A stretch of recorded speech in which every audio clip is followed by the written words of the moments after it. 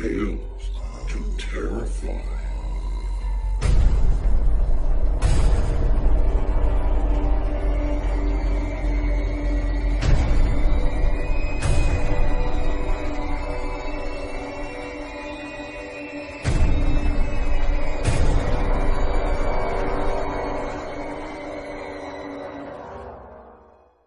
Good evening.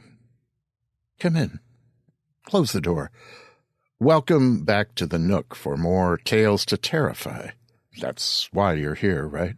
So sit. Pull the lap robe over you. It's chilly in here tonight. There. Sheepskin. Warm. Some of you out there, I know, you don't believe the place exists. You think it's a fabrication, a set of mind carpentry for mood, atmosphere to match the tone of our tales. But it's real. I've told you it's a little room off the main paths of the flat. It is. It's wall-to-wall books and shadows on three sides and a wall of paintings and sketches on the fourth. They hover over the bed. The bed's just a large pallet with mattresses and lots of cushions and covers. That's a genuine Victorian easy chair next to it, at the foot. It's real, but it's from the set of a television show I wrote for and associate produced way back in the old century. The bed is a thing I bought when I got thrown out of my... Well, that's for another evening. Not that I'm avoiding intimacy with you. It's not appropriate for tonight's tales and talk, that's all. Speaking of which, tonight we'll have some short fiction, a bit of poetry. We'll look at some severed heads with Mike Allen.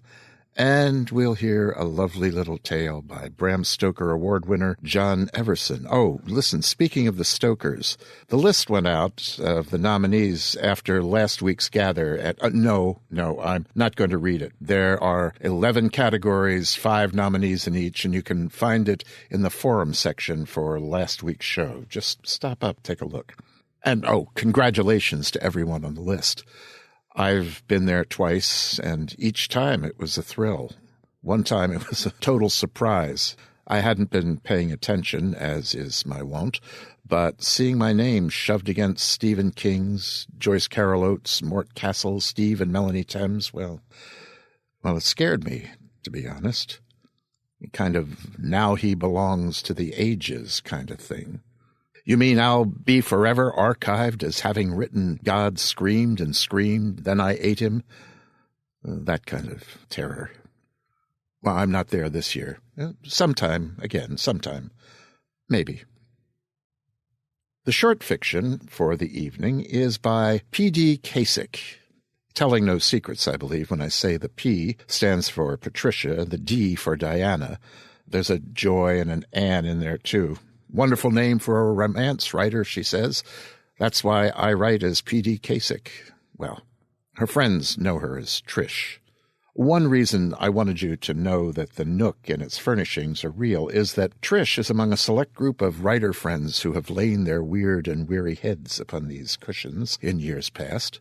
Trish was here for a World Horror Con and stayed to visit the city. In particular, she wanted to see the lions of Tsavo at the Field Museum. And if you don't know of these critters, you should. Look them up or watch the movie The Ghost in the Darkness. Anyway, here's P.D. Casek's Payback. Everyone thought she was crazy. She knew that. Knew also about the snickers and comments, the head shakes and sly looks and the tisk-tisk-tisks they made behind her back. And accepted it.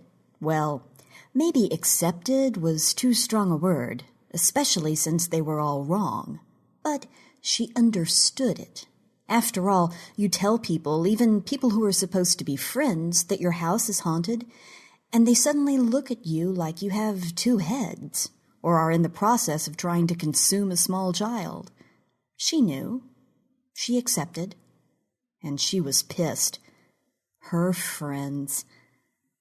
Of course, most people would have considered them long-distant friends now, the one-time neighbors who'd given up the congested, smog-coated urban sprawl for the strip malls and Kim Green lawns of suburbia. But she still thought of them as friends, comments about her sanity notwithstanding, and still called them and met them for shopping or dinners or lunches or casual whatevers, but only if she went to them, never the other way around. No one came to her house. It was just too dangerous. If someone knows a place is dangerous, they don't invite their friends. Ever. And her friends accepted that, sort of. Others didn't. It was as simple as that.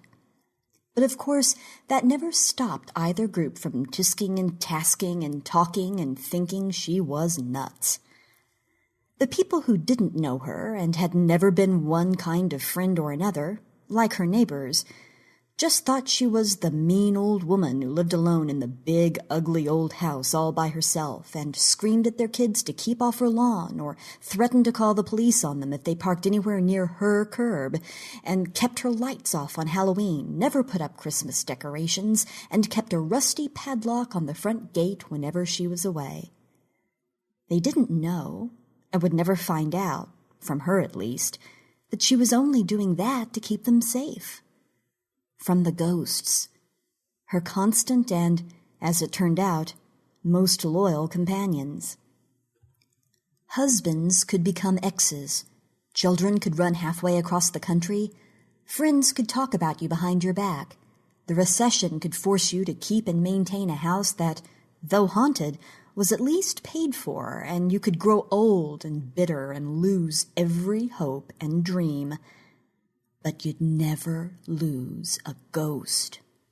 Once they showed themselves to you, and you alone, as it turned out, they'd never leave you alone. Loyalty everlasting. And they were all there, the dark, featureless shape with glowing dead white eyes that had caused more than one near tumble down the stairs when it would suddenly materialize and reach out for her. The dog thing that snuffled and growled along the bottom edge of her bedroom door when she was trying to fall asleep. The ones that touched, the ones that whispered, the ones that moaned, staring at her. And she stared right back at them. The wind rattled the door against its frame as she crossed the front hall. It was dark, but there was no need for lights. Besides knowing where they were, huddled en masse in one corner of the living room, she knew every inch of every room of the house she'd had to share with them for the past 58 years. "Well?" she asked through the darkness. "What are you waiting for? None of you were what I'd ever call shy. Moan, groan, growl, do something." The indistinct dog shape broke away from the others and shrank low to the carpet before slinking toward the deeper shadows beneath an end table. The rest didn't move until she cleared her throat. And then there seemed to be a slight shiver that ran through the collective length. It was a start. "I said, do something now." For a moment there was nothing. Then, save one, they all stepped back and left the indistinct shape with the dead eye standing in center. "Did you think I wouldn't come back?" There was the beginning of a sound, the lifting of what might have once been a hand. "Well, we thought, shut up!" It stepped back so quickly it passed through 2 other ghosts and the living room wall. "Don't you dare say one more word to me, any of you. It's my turn now. You've put me through 58 years of hell, and I'm not going to take it any more. Did you think that being a ghost gave you the right to ruin my life and make everyone think I was a lunatic? Well, did you?" Silence. They were learning. "I could have been happy here," she reminded them. "I could have had a wonderful life if it hadn't been for you. You made my life miserable, so now I think I'm entitled to return the favor. Don't you think? This is my house, and I'm taking it back." Balling her hands into fists, she lifted her chin and let go with an undulating shriek that would have sent any living creature within a 9-block radius stampeding for the hill, and which, surprisingly, had the same effect on the dead. They didn't scatter so much as explode from the room in an ectoplasmic free-for-all of rattling chains, trailing shrouds, the pounding of phantom footfalls, and panicked gibbering. It was funnier than hell, but she didn't laugh. She had time enough to do that later. More than enough time. Now, the ivy lines trailing behind her like broken tethers, she glided up the staircase without touching it and wished, once again, that she'd had the presence of mind to ask the nurses to change her into something a bit more becoming before she coded. A hospital gown, even one that closed in the back, was just so uninspiring for a ghost. Not that it seemed to matter to her co-haunts. Her presence had scared them sheetless. The one thing the ghosts hadn't counted on was her death, or the fact that she'd come back. For good. It was payback time. The end. For Shirley Joy Munn, November 22nd, 1925, to March the 1st, 2010.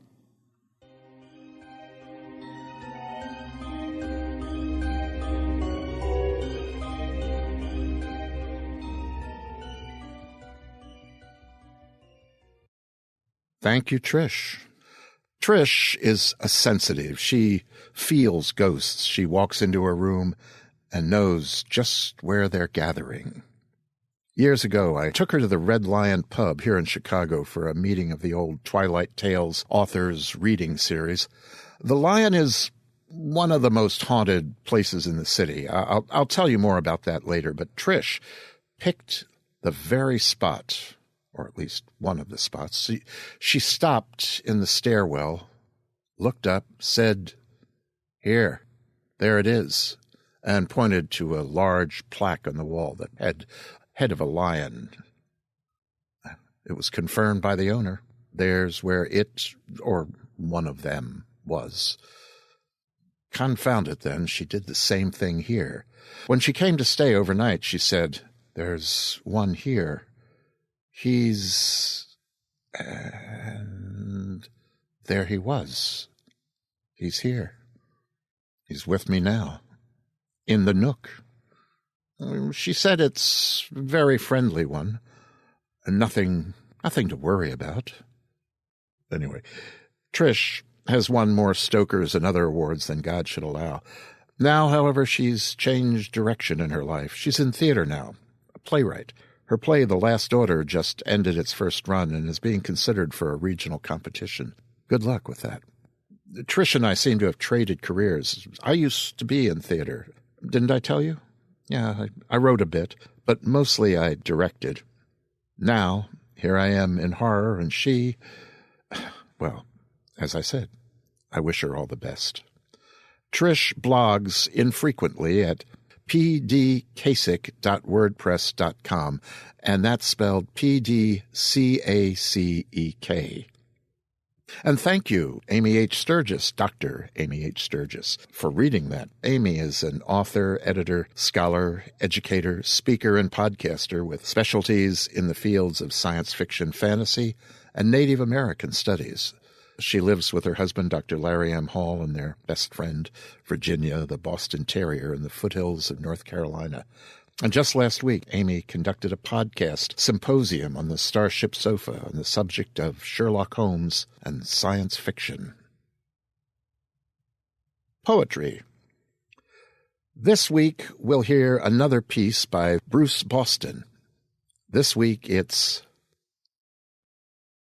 Skulking in Bedroom Shadows. Attenuated images come back in the short hours of night, drifting in and out of sleep. Fragments of conversation torn from a transformed past, forsaken visions revisited.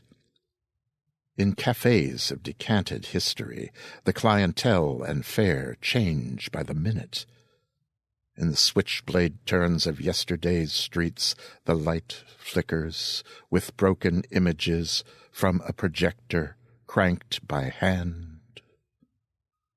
The wave of the present intrudes on the past like a master thief, stealing bits and pieces of time and remembrance from a limited cache. The wave of the past invades the present like a cat burglar clawing up the trellis, clinging to vines, leaping to a window, creeping across the floor, pouring through drawers in the depths of dreams, skulking in bedroom shadows, just where you are sure to find it.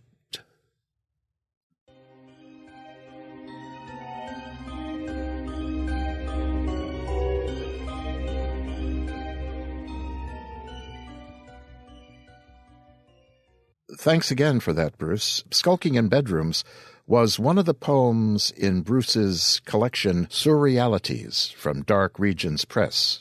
The book is one of the contenders for the 2011 Bram Stoker Award for Poetry Collection. All the best, Bruce. Beginning in Episode 3 of Tales to Terrify, Mythic Delirium's Mike Allen took us on a tour of the Abattoir. Tonight, that tour down Meat Alley will include a few severed heads. Mike?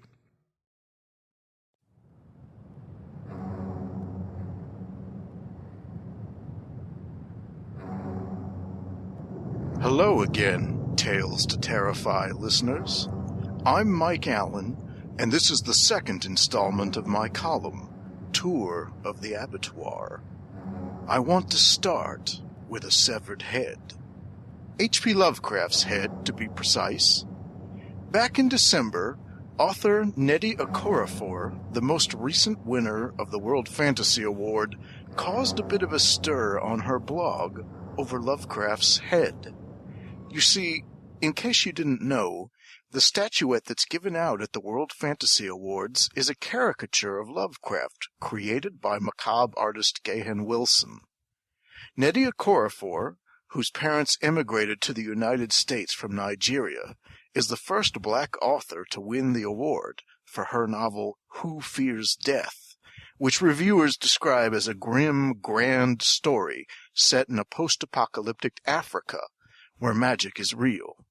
In a December blog entry titled Lovecraft's Racism and the World Fantasy Award Statuette, Okorafor describes how a friend of hers spotted the award and proceeded to show her a poem Lovecraft wrote in 1912, in which he clearly put forth a view that he thought people of African descent were subhuman. He makes liberal use of the N-word, which I assume Tony and Larry would prefer I not use in this column, and thus I cannot repeat the poem's title. She proceeds to question, quite reasonably, whether it's appropriate to continue using Lovecraft's image for the award, as she now has to put up with having a statue of a racist in her house, representing one of her highest honors as a writer. A number of opinions were offered, and though my column comes a couple months after the debate's most intense moments, I feel strongly enough to share my thoughts here. First, I give you a story from my profession, the one that actually supports me, that is. In my day job, I work as a newspaper reporter. The Virginia Press Association for 50 years gave out an award called the W.S. Copeland Award for Journalistic Integrity and Community Service. It was the highest honor a newspaper in this state could win. Then in 2000, the Richmond Times-Dispatch reported that Mr. Copeland had used his position as a newspaper editor to virulently oppose racial equality. Within a week, the VPA changed the name of their award. I'm curious to see if the science fiction and fantasy community will be so responsive.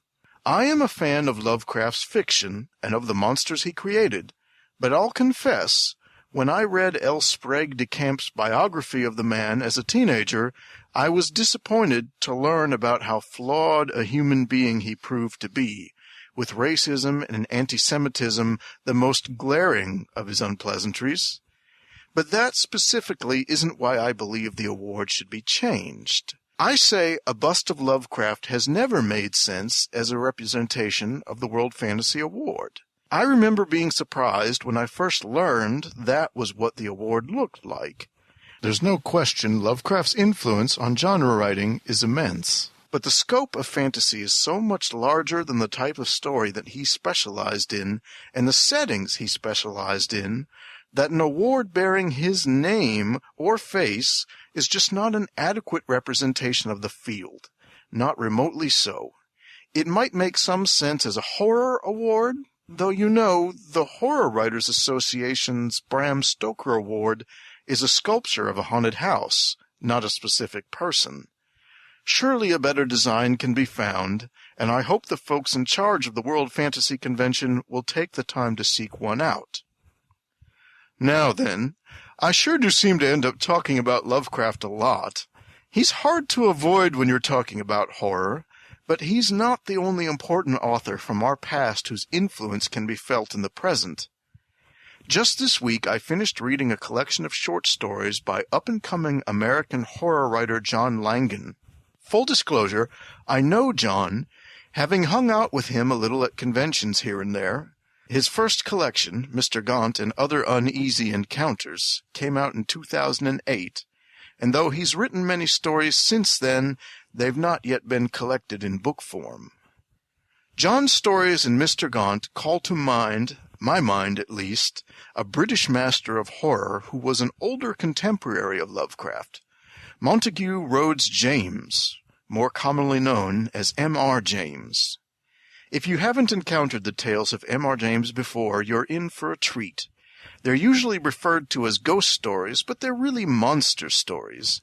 James invented a whole new kind of, quote, ghost, unquote, that nowadays we'd be more prone to call a demon.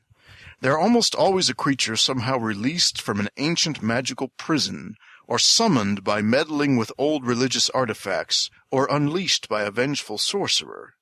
It may be worth noting that James often affiliates supernatural horror with the Catholic Church, or at least its relics and carvings. Old Monty's creatures are ugly things, too, often incorporating spider-like, insect-like, or amphibious qualities that in hindsight seem like precursors for our modern ideas of what monsters are. Also, rather than plunging you right into the action the way modern tales do, they tend to unfold slowly, set up by a narrator who's going to share the story with you, and either it's something that happened to him long ago, something he researched, or even something he heard about or read about from some other source. There's a reason why a lot of classic horror tales employ this device, setting a story up by saying, well, it didn't happen to me, but this is what I heard, gives the mind permission to suspend disbelief in a way that doesn't necessarily happen when you start off by saying, this happened to me and this is what I did. I have a copy of the collected ghost stories of M.R. James that I bought during a trip to England in 2004, and if you can nab that, you should. Though if you don't mind reading on a screen, James's stories are all in the public domain and available on Wikisource. The BBC has also adapted several of his tales over the years as part of its occasional Ghost Story for Christmas specials, a number of which you can find on YouTube. In some, Christopher Lee portrays M.R. James as he spins his tales to a gaggle of breathless Cambridge students. These might be the best possible way to experience them, come to think of it. So why in this review of John Langan's collection have I gone on this long tangent about M.R. James? Well, like James, Langan is an academic, and it shows in his approaches to storytelling. But even more important, Langan adapts old-school methods in the manner he chooses to tell a horror tale, most emphatically in his collection's first two stories, On Skua Island and the title tale, Mr. Gaunt. A side note, Langan admits to being a fan of the work of another 19th century James, Henry James, and certainly that influence is evident here too, but it's M.R. James that I believe Langan to be more closely aligned with, as his monsters, whatever their metaphorical significance, are meant to be taken literally. I should also note that this review is bound to contain some spoilers. You have been warned. Onskua Island starts with a group of acquaintances gathered at a home by the sea, swapping ghost stories. A man at this gathering begins to relay the tale that turns out to be the meat of the novelette, recounting an excursion to an island off the Scottish coast, where the assembled team of soldiers and scientists unearth a mummified woman, tortured horribly before she died, who was used as a kind of scapegoat sacrifice by the people who lived there in ancient times. You might guess that the mummy isn't going to take things lying down for very long, and that the men on the island aren't prepared for what's in store for them. To be honest, I didn't find this tale very frightening, in part because events unfold more like B-movie action sequences than the hinted-at horrors of a typical Jamesian tale. And yet, once the tale is told and we come back to the present day, with our narrator reflecting on the implications of what he's heard, the story manages to sound a nicely disquieting final note. The title story, to my mind, more effectively evokes that disquieting mood. We start with a young man named Henry, who is sorting through the possessions of his recently deceased father. He comes across a tape his father recorded that's addressed to him. Similarly to Onskua Island, the contents of the recording turn out to be the main part of the novella. Henry learns about a cousin, Peter, who died long ago. In fact, Peter endured an incredibly horrible, painful death that lasted for days at the hands of a man named Mr. Gaunt, who serves as butler to Peter's father, George, who is Henry's uncle. The skeletal Mr. Gaunt, as you might guess, isn't quite human, and the reasons he serves George are not exactly savory. Uncle George has knowledge of the dark arts that goes well beyond dabbling, which, along with his evil companion, puts us firmly in M.R. James territory. Although there's an element of B-movie silliness here as well, in how the attack on Peter goes down, what ultimately happens to the poor boy is excruciating and disturbing, and yet the real horror comes from Uncle George's indifference to the fate his son suffers. George is in many ways a more frightening monster than his servant. You see, Gaunt murdered Peter to get revenge on Uncle George for enslaving him, but the revenge fails because George is such a sociopath that his son's death costs him no emotional toll at all. Dear old Dad made the tape in order to warn Henry to stay away from Uncle George, but after the tape is done playing, we learn Henry plans to have dinner with his uncle, who has suddenly contacted him after many years, that very night. And Uncle George's, quote, butler, unquote, will be joining them. This story stuck with me after it was over, its total accumulation of horrors large and small, wonderfully unsettling. The other three stories in the collection retain some of that scholarly tone, though they deviate a bit more from the techniques of the old masters. Tutorial struck me as a trifle, a satirical metaphor for what can happen to a writer in an academic creative writing program that transforms going to a writing tutor into something akin to a torture porn scenario. I might have found this hilarious back when I was in grad school, but present-day me found it a bit too predictable and heavy-handed, its jokes too obvious. I've mentioned there's a B-movie influence at work in these stories, which gets put to its best use in the fourth tale in the book, which comes with the mouthful of a title, Episode 7, Last Stand Against the Pack in the Kingdom of the Purple Flowers. This is a weird, elegantly written post-apocalyptic yarn in which a pregnant woman and her comic book collecting geek friend, who is changed into a grim, bomb-building, gun-wielding survivalist, fend off a group of werewolf-like creatures who have been pursuing them through a city where a mysterious plague destroyed the population. A number of stranger things have happened even beyond that, but there's no explanation given for what has destroyed the world. The man and the woman don't know. And yet, in terms of what's revealed about the characters and how events play out, it's a quite satisfying story. especially in what the woman comes to understand about her companion, and a meta-commentary of sorts that's worked in about the nature of comic book vigilantes. The final novella, Laocoon, or The Singularity, stretches out a short story's worth of happenings into something much longer by going into great detail about the personal life of a failed artist and academic. Said artist finds a strange artifact apparently left in the trash outside his apartment complex, a creepy sculpture that appears to be incomplete. He becomes obsessed with it, and if you've been around the block at all when it comes to horror, then you probably don't need anyone to tell you that completing the sculpture will cause something to happen that's hazardous to the artist's health. It takes a while to get there, though, and when it finally does happen, some of that B-movie silliness creeps back in, making the artist's fate not as shudder-inducing as maybe it ought to be. But once again, Langan manages to end the thing on a nicely disquieting note. Langan has written other stories since these came out.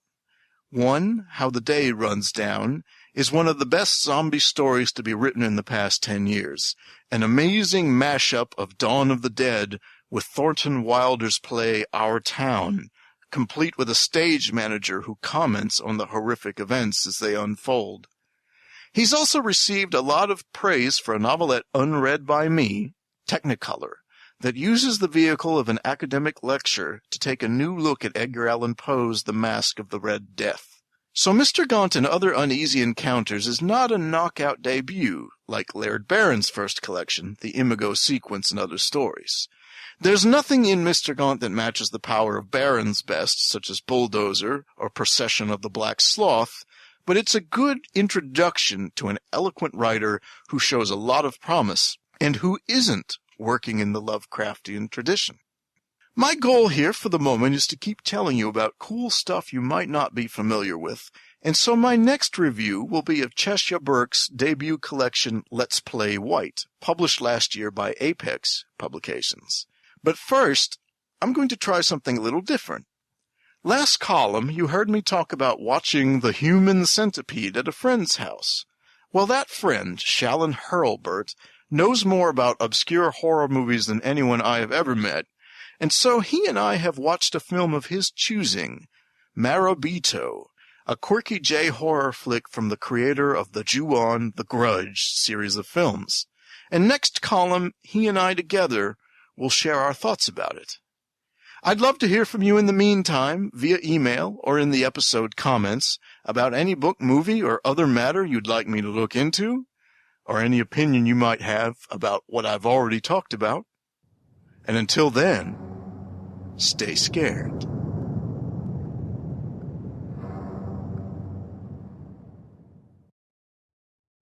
Thanks, Mike. Descent into Light is Mike Allen's homepage. Click on the link below. Horror is a small community, a little town spread all over the world. A lot of people know each other, rub shoulders at various gatherings, then go forth to rub more shoulders with more writers, editors. Cross-pollinates the forum, if you catch the image.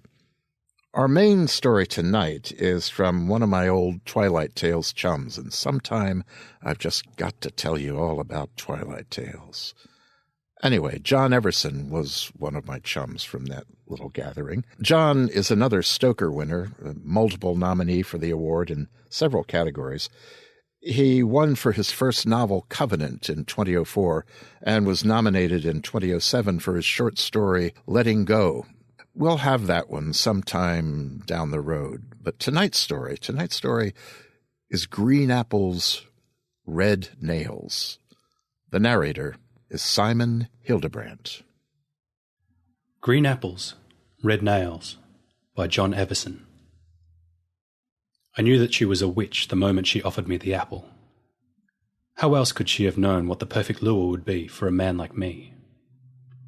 She must have cast a spell and looked inside my head at all those moments I've kept hidden in the darkness of shame and pain. And then she'd shown up at my porch to gloat. I had no idea who she was or why she had chosen me, but I opened the door to let her inside anyway. She shook her head. "You need to clean house first, before you are ready for me," she said. Her voice was cool, but smoky with promise. Red lacquer gleamed in the fading afternoon light as her long fingernails dug faint trails across the skin of the apple. It slipped in slow-motion anticipation from her grasp to fall into my waiting hand. "Look inside. The answers are there," she said with an ever so slight raise of her brow, and then she turned and walked away, down the uneven sidewalk path and up the hill that led from our slum of a subdivision and into the bramble woods that bordered the entry to town.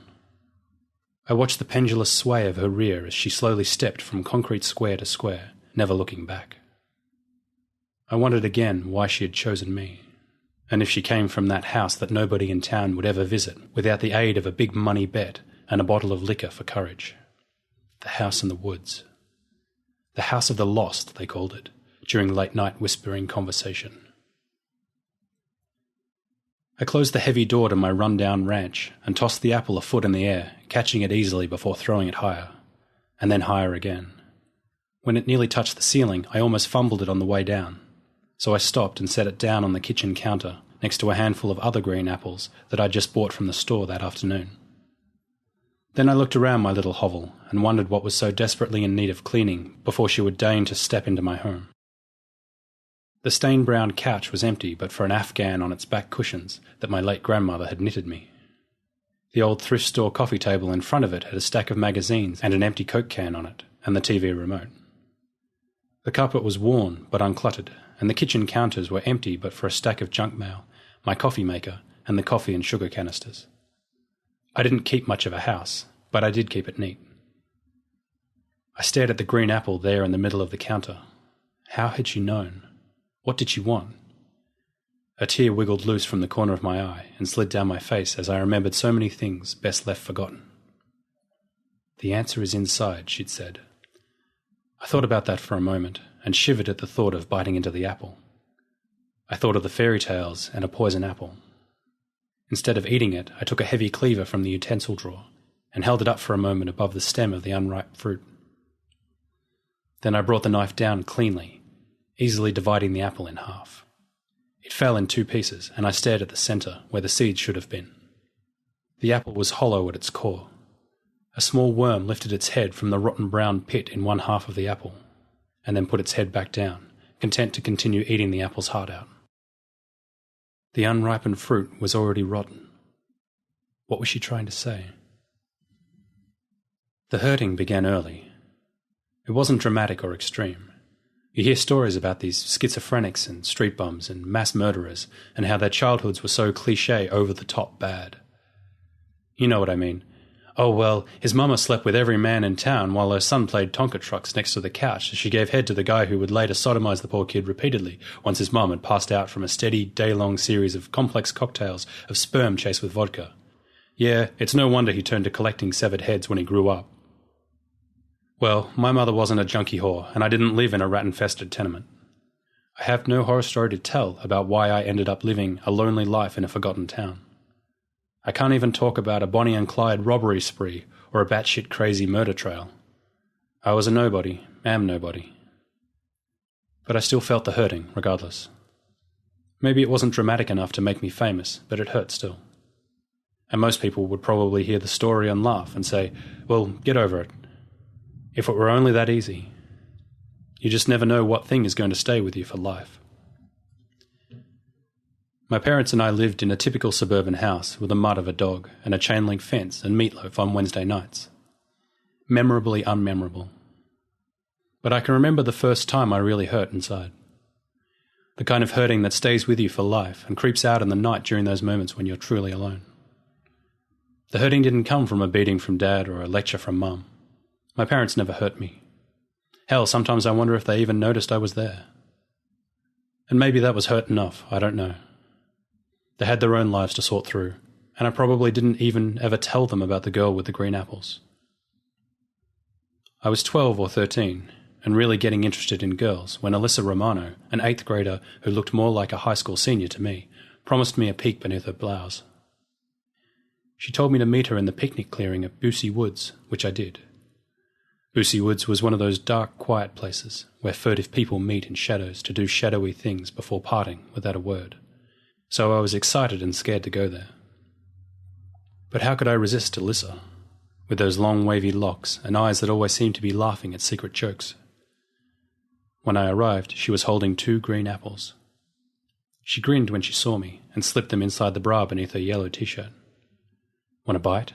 she asked, and when I nodded, albeit hesitantly, she smiled. "I need to see what I'm getting into," she said. "Take off your shirt first." I argued a bit, but finally peeled it off and asked her to do the same. She shrugged and dropped the yellow tea to the ground.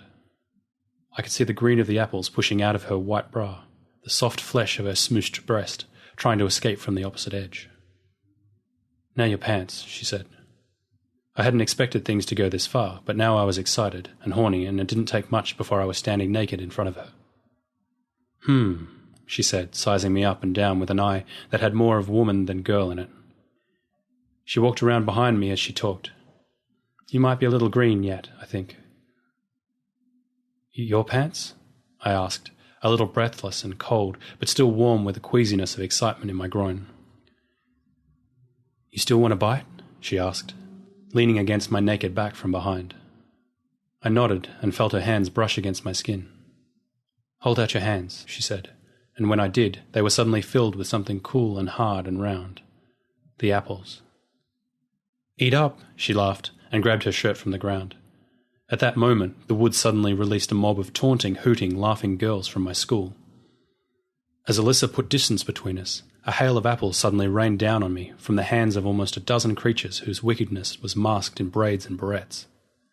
One of them rushed close enough to slap me in the arse as I wheeled about, scrambling to find my clothes and still, unconsciously, clenching the hard, bitter skins of the green apples that Alyssa had left me. When I got home later that afternoon, eyes still red with the residue of tears, I found that I still clenched 1 green apple. When I bit into the skin, the tart juice only served to make my eyes tear up again, and I threw it on the ground in my backyard. It was much like me, unripe and unready, and bitter.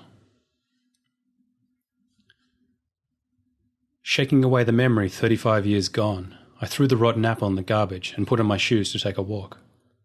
Not too surprisingly, my feet led me down the same path I'd watched the woman leave my house. When I came to the path leading into the woods, I hesitated, but not for long. I wanted to know. Did someone live still in the house of the lost? When I was a kid, we used to dare each other to run into the woods on Halloween and egg the old grey-framed shack that hid in the middle of the trees like a canker on otherwise healthy flesh.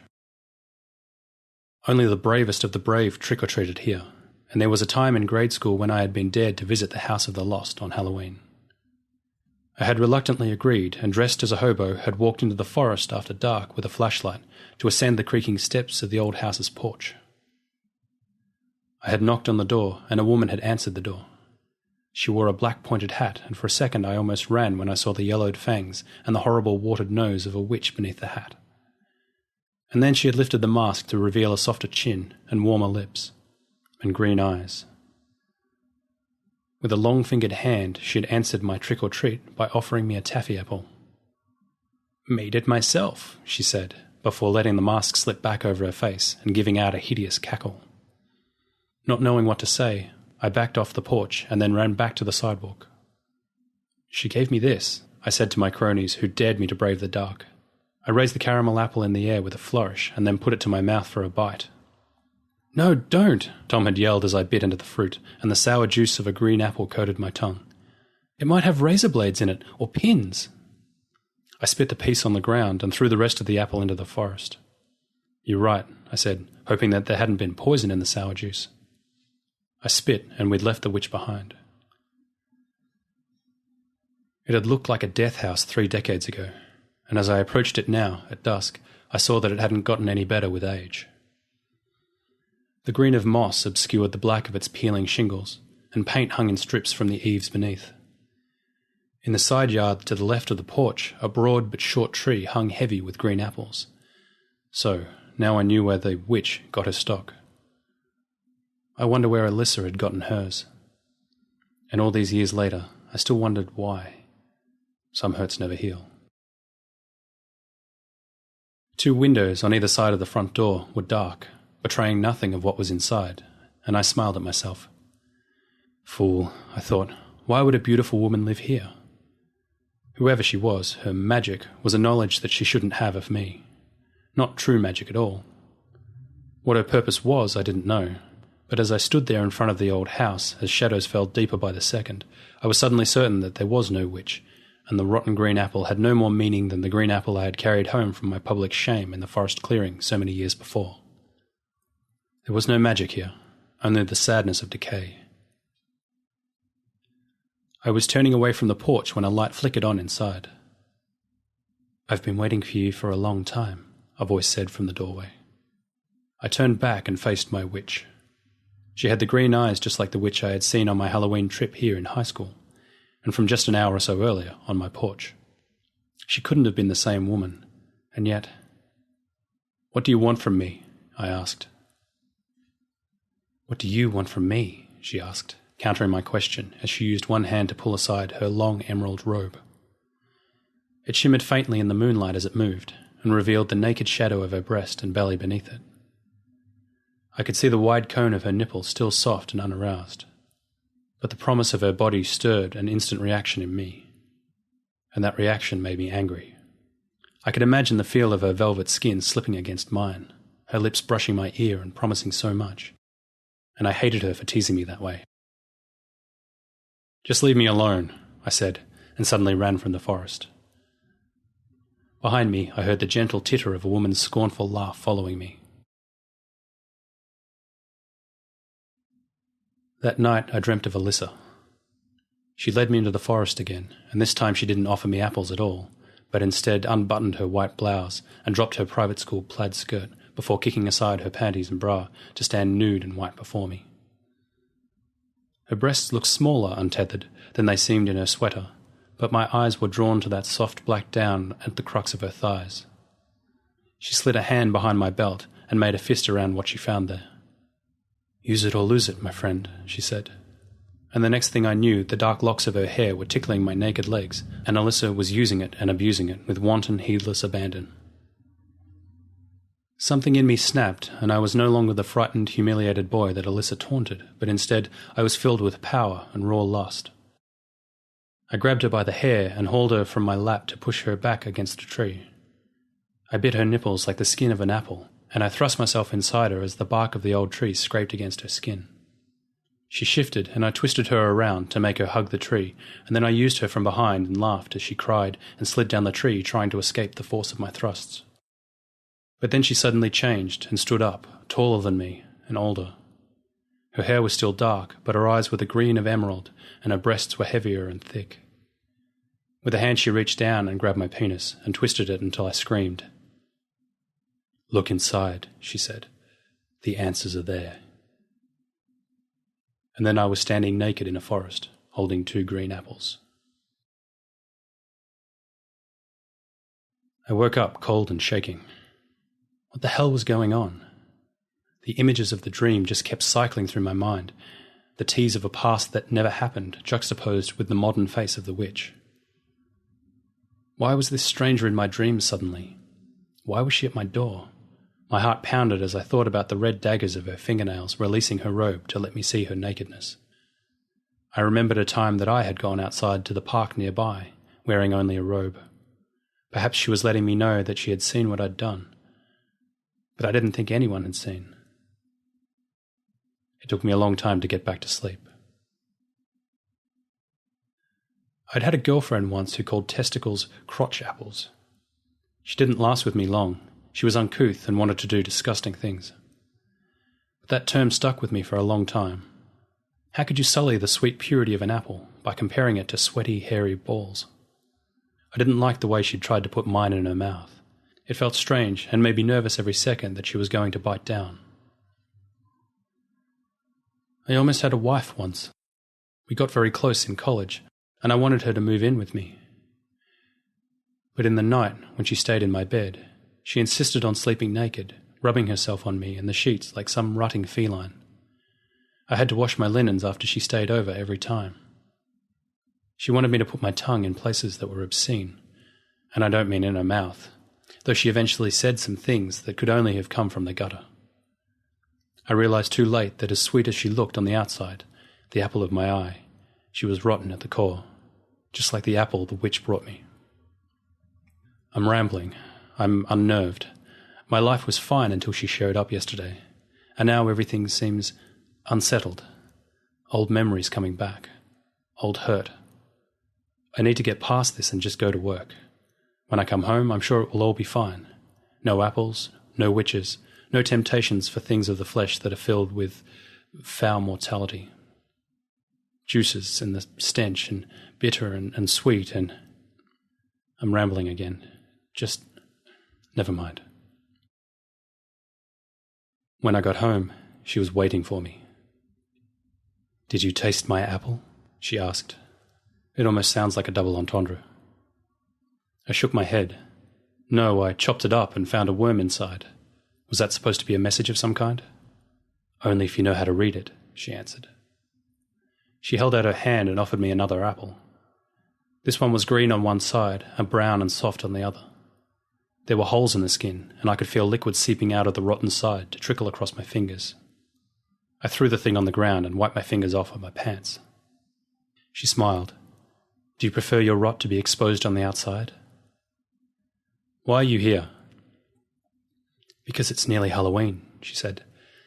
"And this year, since you haven't been able to do it yourself, I thought it was probably time to stop you." "Stop me from what?" She pulled another green apple out of the pocket of her robe. She held it in front of her, staring at the green mirror of its smooth skin, as if into a mirror. "There's always one, isn't there?" I cocked my head, wondering what she was getting at. Always one perfect young apple, waiting to be plucked. "You're not making any sense." "You're not asking the right questions," she said. Her lips split into a smirk, and the light flickered with humour in her eyes. She didn't blink. "Why don't you come back to my place, and I can explain?" "I don't even know your name," I laughed, a little nervously, I might add. "Beth," she said. "It's my middle name, but it's what my mum and dad always called me. I don't know why they didn't use the name they gave me. In any case, does that help?" "A little," I said, "but I still don't know you." "Ah, but you have known me," she laughed, a quiet but tantalizing sound. "You have known me deeply." "I don't think so," I said. "Please leave." "Suit yourself," Beth said, "but you are not going to give out a green apple this year. I'm going to make sure of that." She turned and stepped away from my tiny porch. "Come back to my house," she said. "I think you'll be glad you did." I shut the door on her words and her face, and her apple. Then I sank down in my kitchen chair and tried to figure out just what she meant. It was almost Halloween, and every year I did give out an apple. To most of the kids, it was your standard candy bars and nickel prizes fare that I tossed into their bags when they came to my door dressed as lions and tigers and zombies, oh my. But there was always one, a beautiful, perhaps haughty little girl with some makeup on her face to augment the princess costume or the fairy dress. There was always one, but when I saw her, I knew. And I gave her a green apple. I don't know how it started. I don't know why, but I've been doing it for as long as I can remember. And now a witch was going to take issue with it? I shook my head. My private Halloween award was none of her business. But like any female, she somehow supposed she could make it so. I stood up and decided that this would stop right here and tonight. A woman would not meddle in my life again. Women were only good for one thing, I'd found. The hurting. I slipped on my shoes and walked to the edge of the forest, where there was a path through the brush that led to a witch's home. It was time to peel this particular apple. The old house looked darker tonight than it had before. More abandoned, more desperate. Perhaps it only reflected the emotion of my own soul. I stepped onto the grey wood of the porch, and it creaked loudly in the silent night. I stepped forward, and the steps echoed in the night, a ghoul creeping towards the door. When I opened the screen to pound on the heavy wood of the door within, it fell back at my touch, open. I didn't think, I just moved with it. I stepped inside. The wood creaked shut behind me, but I didn't move. She was there on the floor, just inches from my toes. Naked. Bloody. I stared at her corpse and willed myself to breathe. Her chest had been stabbed repeatedly. 7 deep red rents opened the skin beneath her shoulders and into the swell of her breasts. I couldn't help but look at them. Her nipples floated there atop blood-spattered breasts, as if they were only waiting for me to suckle, and I almost bent to do so before something in the back of my head reminded me, she's dead. I don't know what I was thinking, but I know that after staring at her for a minute or two, I finally stepped past her and moved farther into the house, stepping slowly down a dark corridor, worried that I would trip and fall headlong through the rotting boards of the floor. The house stank of dead things and mould, rotting wood and sour animal droppings. This was a crypt and an outhouse, not a home. How could I have even imagined that Beth lived here? Witch or no, she'd been putting me on for reasons that she'd apparently taken to the grave. In coming here to wait for me, she'd run afoul of someone more evil than this house. I should have guessed that a dead body wouldn't faze you, a soft voice whispered from behind. I whirled to find Beth standing just inches away, the blood glistening wetly on her skin like the polish on her nails. "But you're—" I began, and she pressed a finger to my lips. I could feel the dent of her nail on my lips for minutes after she took her finger away. "I know what will faze you, though," she said, and with that she stepped closer, slipping a long silky arm around my waist, the daggers of her nails trailing up my spine to my neck. Her hand held the back of my head, and she pulled my face in close to her own. I could taste her breath, sweet and tart, the cider of apples ripened and soft. She pressed her lips to mine, and I gasped. She was so soft. I wanted to lose myself in her mouth, and for a moment I gave in to her and pulled her body close. I could feel the heat of her blood soaking through my shirt as her breasts moulded against my chest, and the delta of her thighs rubbed up against the bone of my hip. Another bone between us began to grow as I realized that no matter what the cost, I wanted this woman. This seeming witch, whatever she was. I wanted her red nails to dig into the flesh of my back as I pounded against her and in her until a spike of ice shot through my heart and my eyes opened to see the glimmering green of hers. She was smiling even with my tongue in her mouth, and suddenly the taste of her was of vinegar and rot, sour and rancid. You could never trust a woman. I shoved her away and she laughed, stepped back easily to watch me. With one hand she rubbed the stab wounds in her chest and drew the new blood down to smear across her belly and nipples. She painted her flesh in her own blood, and then reached a bloody hand down to cup the thin pink lips of her sex. She held my eye and made sure that I was watching as she slipped first one bloody finger and then 2 inside herself, using her own blood as lubricant. As she performed a dirty sex show for me, her tongue slipped out of her mouth to rest against her teeth, and her eyes rolled back to show their whites as a stream of black began to leak out from between her fingers. The rot of years slipping out from her uterus. The room filled with the stench of decay, as if someone had just upended a wheelbarrow full of week-old roadkill on the floor. I backed away from her as she climaxed, spilling the liquefied core of her womb to the floor with each groan. Things on the floor ground and crunched beneath my feet, but with my back against the hallway wall, I edged away until she was out of sight and found myself in the kitchen. The light of the moon streamed in just enough to paint the forgotten space a ghostly blue-white, and I looked for something to use against her if she came near me again. I felt around carefully for a drawer. When it opened, I found a coil of thin wire instead of a drawer full of knives and utensils, and next to it, a short serrated knife with a wooden handle. I pulled both from the drawer and was about to turn when 2 hands slipped around my waist. I jerked around, knife at the ready, but it passed through thin air. Twin green eyes stared up at me from chest level. "Is this better?" a child's voice asked, whispery and suggestive. "You could never handle a real woman, could you? You're always too stuck on me." I stared at the heavy red pout of her lips, too old for her age, and the kinked raven hair that trailed across her shoulders in feathery wisps. Just like Beth, she was naked, with 7 stab wounds across her chest. "You're not her. You can't be," I began. She laughed and lifted one black smeared finger and drew it across my cheek. I flinched, but not before her dead blood had marked me. She changed, and then her face was older, and her nose an inch from mine as she pressed her body against me, pinning me to the counter. "I am her," she said, "and I am me, and I am the witch who lived here before us all, and I am here for all of the girls you've given green apples to over the years. You could never grow up inside, and you stopped them from having the chance." She stepped back a pace, and her face looked momentarily sad. "They never did anything to you," she whispered. A tear slipped down her face, and as it fell, I saw it change from clear to red to black. "I was sorry once," she said, "but I'm not anymore." "Who are you?" I asked, gripping the knife tighter, getting ready to add to her wounds, if that was what it took to escape this madhouse. "I am Alyssa Beth Romano," she said, "and you killed me when I was only 17. I never got to grow up and have children. I would look like this now if I was still alive, but you didn't let me." "I don't know what you're talking about," I said. "Alyssa humiliated me so bad I didn't talk to anyone for months in 8th grade. But when we went to different high schools, I never saw her again." "Not true. You knew where I lived, and you followed me all through high school, looking for a way to get your revenge.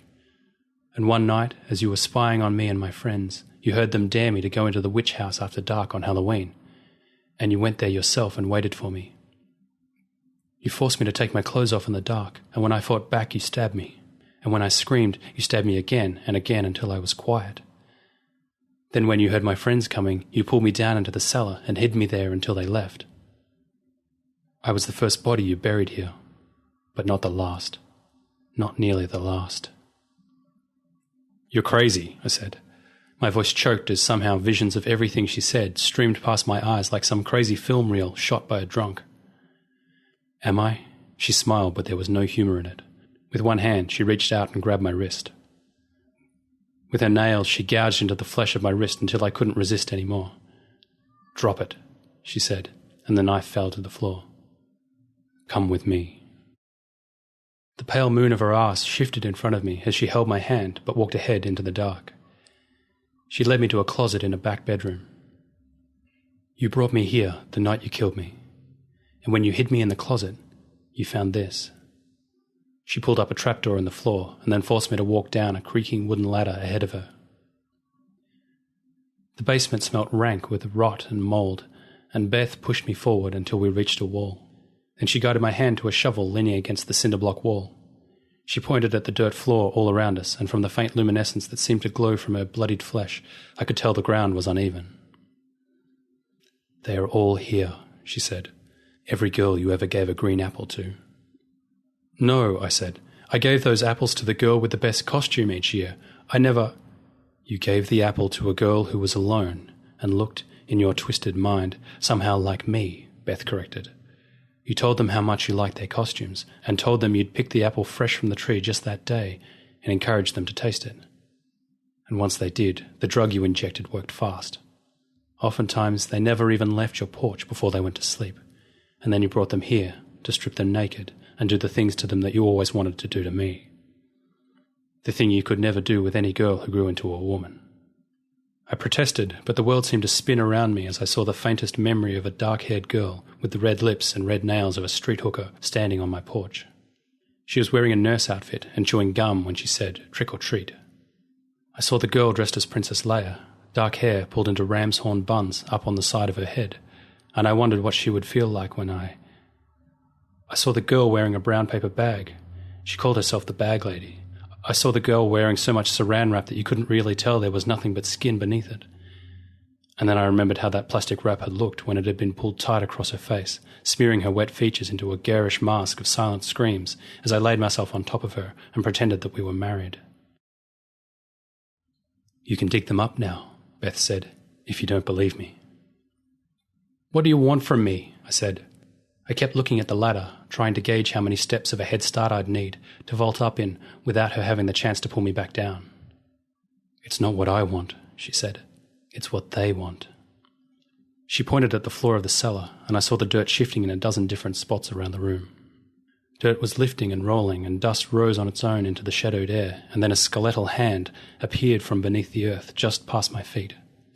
I gasped and stepped back, but there were now several hands protruding from the floor. And then they were scooping at the earth, white bones on black earth, shoving aside their graves until all around me the cellar filled with the forms of dusty skeletal girls. Before my eyes their bones filled with blue-white flesh, and all as one they looked at me with unblinking serious eyes that didn't bleed with anger so much as finality. "You know they call this the House of the Lost," Beth said, still the only ghoul who spoke, though from the faces of the girls who were stepping towards me there was no need for any other words. "You picked a strange place to bury your dead," she said. "A witch did live here once back when we were kids, and the ground still bears the power of her curses." A hand reached inside my shirt, and another slipped beneath my jeans and my belly. Their fingers were cold and hard. My belt began to loosen, and I pushed them away, but only for a moment. 4 icy hands gripped each of my arms and pinned me to the wall. I tried to struggle and kick, and for a moment I actually pulled one fist off the wall and connected with the face of a girl with buck teeth. She bit me, and I screamed just as someone else kneed me in the groin. It didn't take long before I was stripped naked, and the ghostly flesh of all of my girls pressed me to the wall. Beth laughed, and reached out to finger the thing that had betrayed me all my life. It never did grow up, did it? And then she was the Alyssa I remembered again, the sparkle of her green eyes still full of both humour and the cruelty that only children can display, before the pain of life had taught them the real weight of the hurting.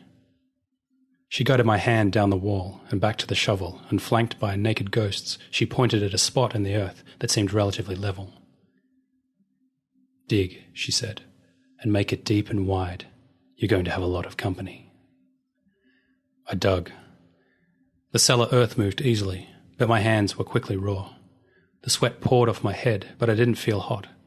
Every time I looked up from the earth, I saw the empty eyes of all the girls I'd buried here on Halloween nights past. All the girls I'd loved, in my own way. Under their silent eyes, I stepped the shovel down again and dug the grave deep. I didn't protest when Alyssa put her hand on my head and told me to lay down in it. I knew there was no point. They were not going to let me leave, and honestly, I'm not sure I wanted to. After a time, maybe that hollow place inside you just grows so much that the shell left around it simply doesn't care to move anymore. "Do you know what day it is?" Alyssa asked, as I crouched down in the damp earth. I shook my head, momentarily confused. "It's Halloween," Alyssa said. "Your day of green apples." I lay down and waited for the girls to join me. I figured when Alyssa had promised company that they planned to torment me, even beneath the earth, for my crimes. But then something hard hit me in the head, and something else bounced off my chest. I reached out and found the smooth skin of an apple. I held it up and saw the glowing eyes of the girls peering back down at me from the edge of my grave. "Take a bite," one of the girls said, and then another said the same, and another. "Take a bite," they whispered in unison, over and over again, as more and more of the apples rained down on me, painfully bouncing off my knees and hips and ribs and face. I held the apple to my mouth as the grave began to fill with the fruit. It was cool and hard against my skin, and soon I could feel nothing but the weight of the green apples against my chest. I bit into the apple in my hand, and the taste was sour and sweet, both at the same time, just like a woman. I looked up and saw the girls above me growing into women, their pert breasts and boyish waists filling out and curving, and their eyes lengthening into organs both sultry and feral. The apples continued to rain down on me until I could no longer see the beautiful dead nudes above me, who were stoning me in fruit that should have still been maturing on the branch. "All wasted," Beth's adult voice came from somewhere far away. "All of it wasted like apples gone wrinkled and brown, left to rot on the ground untasted." All around me the immature fruit began to change, growing older, ripening. The smell of vinegar filled my nose, and then I was drowning in the scent and the drip of bitter age, covering and crushing me until I cried out again and again that I was sorry. But there was nobody left to hear or care. They were all dead.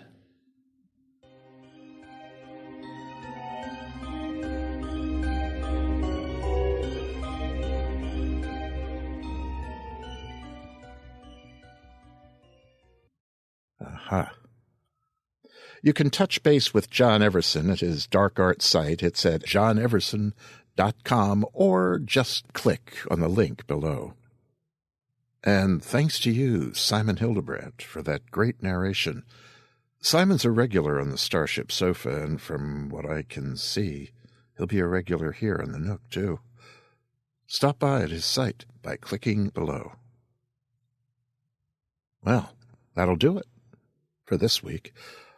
I'm glad you could stop by again. Look forward to seeing you next time. Just toss the sheepskin on the bed. Yeah, that picture up there. That is strange, yeah? You look at it and it seems simple, but there's something definitely creepy about that painting. It looks back at you. It was painted by William White long time ago. It's my father-in-law. That's him. Bill White, down there at the bottom. If we ever do a story set in a carnival, maybe I'll put that image up as the illustration. Maybe I'll write one. Mr. White won't mind. He's no longer with us.